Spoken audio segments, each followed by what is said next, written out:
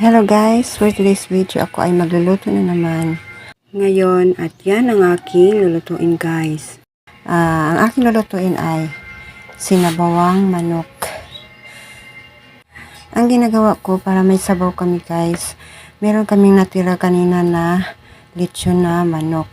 Ang ginagawa ko ay aking hinimay-himay tapos aking sabawin. Yan ang mga sahog ko guys. Ayan, loya, sibuyas at tanglad. Meron pang atsal na haba at saka papaya guys. Ayan. Ginisa ko muna guys bago ko nilagyan ng sabaw. At yan ang itsura na niya guys. At hindi pa yan luto. Pinapakulo ko muna yan hanggang sa maluto yung papaya at lumambot. At yan na, kumukulo na guys. Ayan. Malapit na yang maluluto.